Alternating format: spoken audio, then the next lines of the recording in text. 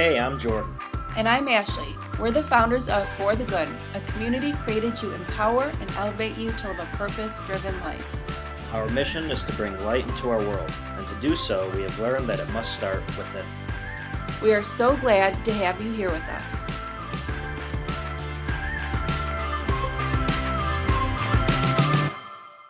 The most important relationship you have in life is the one you have with yourself. A healthy self-relationship is the ability to value yourself as a person and embrace your strengths and weaknesses. It is the only constant relationship we will ever have in our lives, and everything in our life is a direct reflection of the relationship we have with ourselves. Today, Jordan and I are going to be talking about how important it is to cultivate a self-relationship and the benefits it has throughout our life. So just to reiterate, what Ashley first said is the most important relationship is the one that we have with ourselves. And everything that Ashley and I talk about and we discuss on our podcast, I think the main message is always understanding that anything you're going to do in life and finding true happiness and purpose has to come from within, and that nobody else is able to give these gifts to you. Nobody else is going to make sense of life for you or put you in the direction that you truly need to go. All these answers come from within. So the best way to understand that and to set yourself up for success and for just a basic love of life is to love yourself first. Before we get into everything else, just as we're talking about relationships, I think a big thing to talk about is, as we say, people who want to get into a relationship, they have trouble while they're single and while they're alone with their own thoughts and with themselves, because there's this general understanding that there's a belief that somebody else is going to bring happiness to your life. Or that if you're single right now, whether you have been for a year or for 10 years, maybe you've never had a relationship with anybody else. But the main thing is people still tend to look outside of themselves for happiness. And they think that if they're unhappy with their life currently or with their love life specifically, they think someone else is going to all of a sudden come in and just make them see life in a whole different way. But the truth is, to be happy with someone else, you first have to be happy with yourself. So everything that we're going to talk about today is going to help you to understand the ways that your self-talk, the way that you approach life, the little voice inside your head that is your motivator every day. It takes some work to make that a positive voice, but in doing so, you will see that life looks a whole lot different once you're able to start these things. I definitely agree. I think that people can get caught up in believing that happiness is found in not only a relationship, but a job, in how much money they have, in the home that they have, and they keep trying to obtain these different kinds of things, thinking that that is going to fulfill them, when the reality is the only thing that can really bring you that joy and the peace and the happiness is found within your own self. And so you have to be able to know that you have the ability to elevate yourself in this way, and we are going to be taking you through a couple different steps that you can take to be able to cultivate this self-relationship with yourself. One way to cultivate a strong and healthy relationship with yourself is to care for your needs. This includes getting enough sleep, rest, exercise, feeding your mind, body, and spirit. Too often I think that people can underestimate the importance of all of these things, but all of these things rejuvenate yourself and really put you in that space to be able to step into your best self. The second way is to prioritize activities that bring you joy, like going for a walk in the park, a long bath, and going to a yoga class. I know that this is something that I make sure that I prioritize daily, just to be able to implement something into my day that makes me happy, makes me feel at peace, and to be able to really fulfill myself, like I said, with your mind, body, and spirit. And this can look different for everybody. You just have to maybe write a list down of different things that make you happy, bring you joy, and make sure that you fulfill yourself in this way day to day. I think a good example of all of that was what we're still kind of experiencing now with the quarantine and being locked down and being with ourselves for an extended amount of time. Ashley and I, during that time, made it a priority to do things like going for a hike or taking the bikes out and going for a bike ride. And when you're busy day to day and you don't have that time to do those things, you don't really think about it as much. But being that we are sitting here, and as a lot of people are, they started getting a little, cooped up, and that's when people started to get negative and down on themselves and putting all this negative energy into the situation. That was our way to kind of get out, relieve some of that stress and tension, and just do something for ourselves every day. I mean, we both saw just such a big mental help in doing a couple little things every day that allowed us just to relax, center ourselves. I think too it's important day to day to be able to prioritize things that make you happy because life is busy, life is noisy. People, are caring for other family members. If you're married, have children, or even for yourself, life can get busy. You're working day to day, and especially as Jordan mentioned, that everything this year has been a little bit different than usual. So we're learning to shift and pivot in new ways. So it really is more important now than ever to be able to fill yourself up in this way and to really get yourself in a strong mental state. So this is definitely something that will help you to be able to cultivate this strong relationship with yourself. The third way is to focus on your inner world, and this can include journaling and therapy just to be able to become more self aware. And it also helps to be able to do daily internal reflections, and this can be done through meditation. During the day, and something we're going to talk about in a little bit, is just how many thoughts come across your mind and how much time you actually give to these thoughts. We get so busy and it's one thing to the next. We don't take the time to really sit down and actually think about things and put it into perspective. So one thing I like to do is, especially in the mornings and before I go to bed, is just unwind from the day. I'll take a good 30 minutes or so and I just sit back, I close my eyes, and I just think to myself, and I think about the day that I had, about all the good things, all the things I was happy about, and then I start thinking about the things to come in the next day or maybe the next week, something I'm looking forward to, and it's a good way to just relax at the end of the day. It puts me in a good place. I think of the things I'm grateful for, and I just find myself in a much better mental state, and I'm able to relax and get a much better night's sleep than I would if I was just trying to go, go, go, go, and then try to shut it all off at once. Number four is to make time for yourself.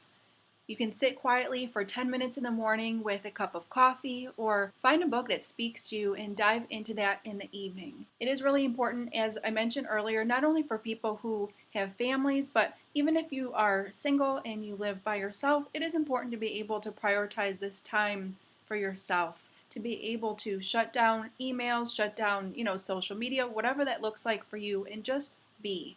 Because we can get caught up in the doing in life and not always in the being in life. So I think it's really important just to take some time to unwind and be quiet, be centered. And I mean, this can include going for a walk. This can include any different kind of activity just to be able to center yourself within. A big thing to understand too is if you are someone in a relationship, you don't have to do all these things together, and you don't both have to do the same practices. Like, as I just said before, Ashley does more with her journaling and putting thoughts onto paper and physically writing them out, and I do all of my self-talking and that just in my own head, or if I write notes on my phone, something like that. But also during the day, like, we do so much together and we go for walks and we do this and that, but there's times where Ashley's up for doing something and she'll want to go off and go on a little walk, and if I'm not wanting to, or if I did it early in the day, you don't have to feel like you always have to be doing these same things together. You can have your own personal times and your reflections that you get to your own self and get your own thoughts out there. So keeping your own personal likes and the things that you like doing is very beneficial to keeping your mind safe and healthy as well. Number five is to practice forgiveness. This is a really powerful one because too often we can believe that we are forgiving someone else, but really it is for ourselves to be able to release and let go of the energy that is no longer serving you. And one mantra that I found for practicing forgiveness is to say out loud or in your own mind that peace is my power. I think this is a very big topic as well, because coming from me personally, I've had things that happen in my life and times that I wasn't myself, where I wasn't acting in a way that I really should have, or a way that I was proud of. And what I noticed is as I moved out of that phase and I was transforming my own life, there were times that I would think back to that time and I would get down on myself and be negative, and I was reminding myself of these times when I didn't feel like I was actually me. And really all that did was bring me down from the place I was now. So a huge step, things that I've gone through, is to finally look and say, that part of me is gone. I forgive myself for the things I had gone through, and now that I'm moving ahead, I'm going to honor that by taking the actions that keep me from doing those things again. But there was a huge weight that was lifted when I could finally just forgive myself for the times that I've had and realize that there was a lesson to be learned. And all of a sudden, all of those emotions turn into something positive and turns into a way to deal with it in a much better and safer way. Yeah, practicing forgiveness can be for someone else, but it also, as Jordan said, can be for yourself as well, because too often we can walk forward in life holding on to things that we wish we would have done or wish we wouldn't have done, and that becomes a weight over time, and you think that it doesn't impact you long term, but it is something that you continue to carry on with you. So we are going to be sharing a full podcast just on practicing forgiveness in the future, so stay tuned. And the sixth way to cultivate a stronger and healthier relationship is to observe your self talk, because how you speak about yourself matters. Now, take a second to think about what your self talk sounds like. Does it sound something like, I'm doing the best that I can? Or, I always make mistakes? I know I'm capable and I can navigate this challenge? Or, I should be doing much better than I am? This is the difference between positive and negative self talk. So, one thing to understand is that your self talk is your internal dialogue, and you have to understand that it's influenced by your subconscious mind.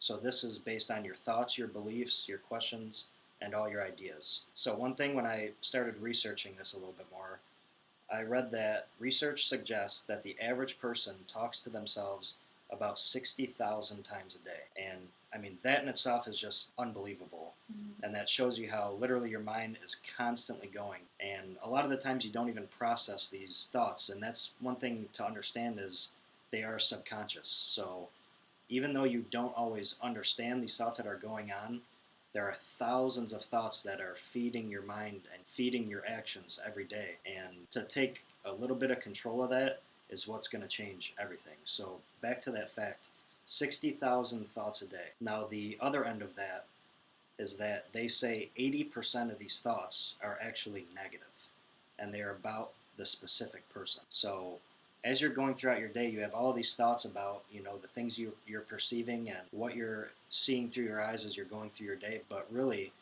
the big number of things is you are being negative towards yourself.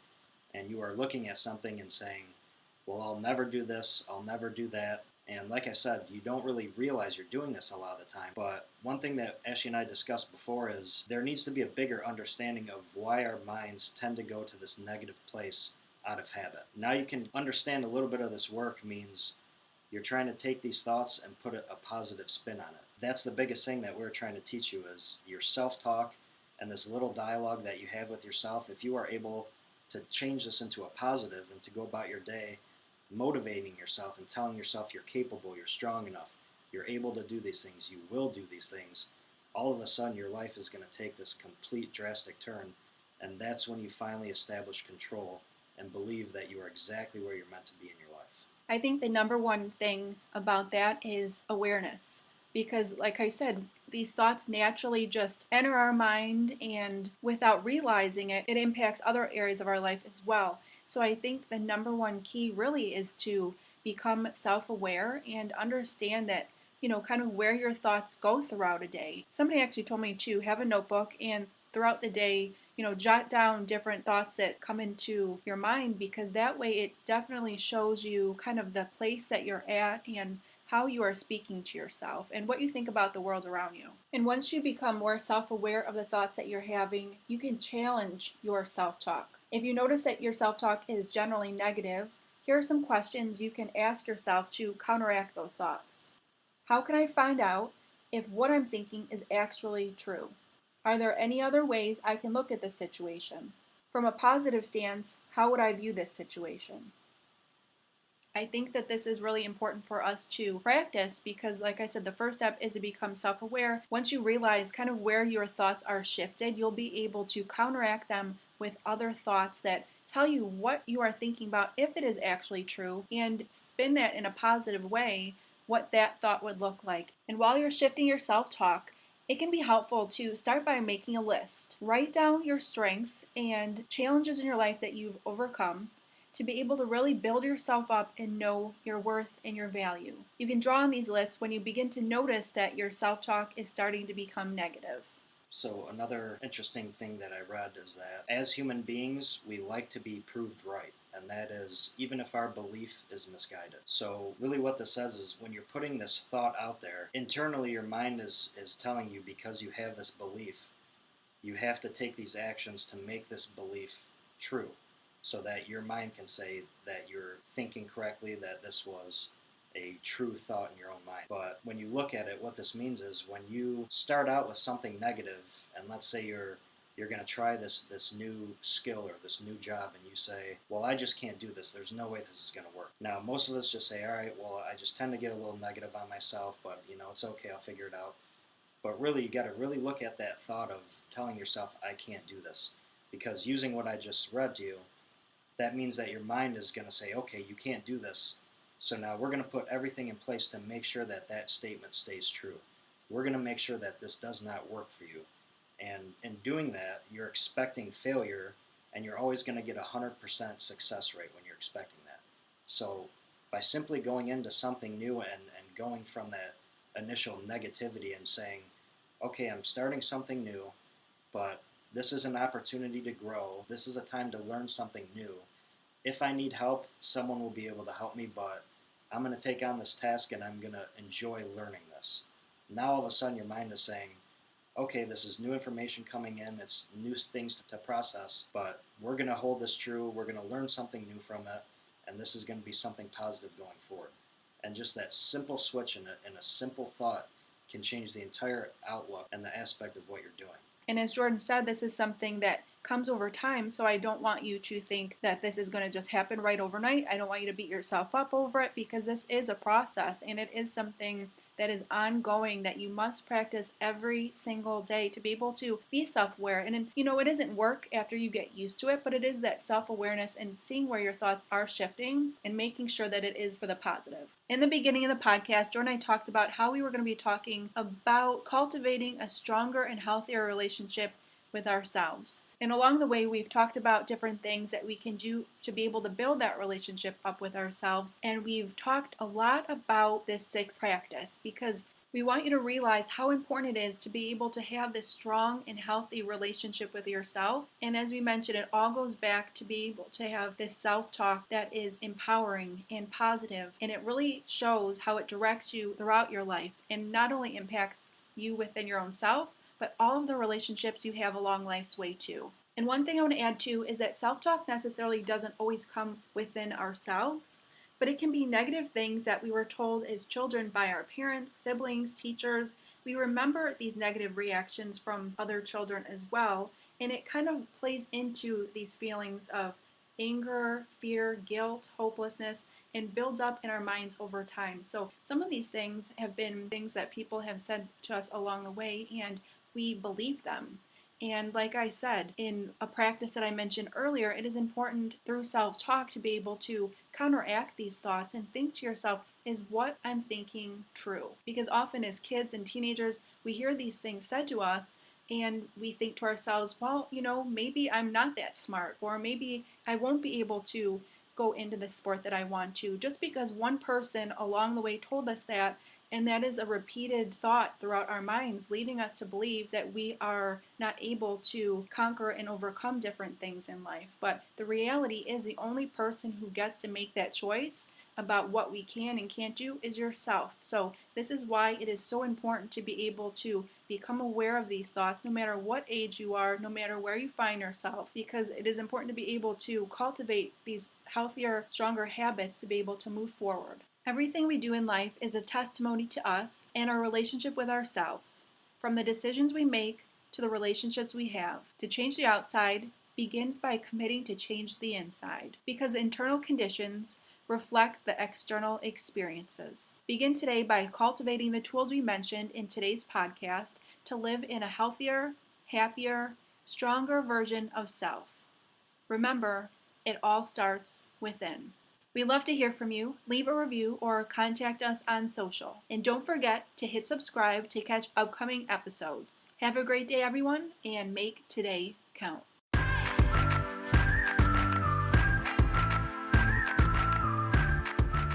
Thanks for joining us at the For the Good podcast. We would love to connect with you. Join us on Facebook and Instagram at forthegoodofficial and our blog at forthegood.com. And be sure to subscribe to our podcast so you never miss an episode. Remember, a positive mindset is the beginning of true happiness, not just for the good of the individual, but for the good of the world.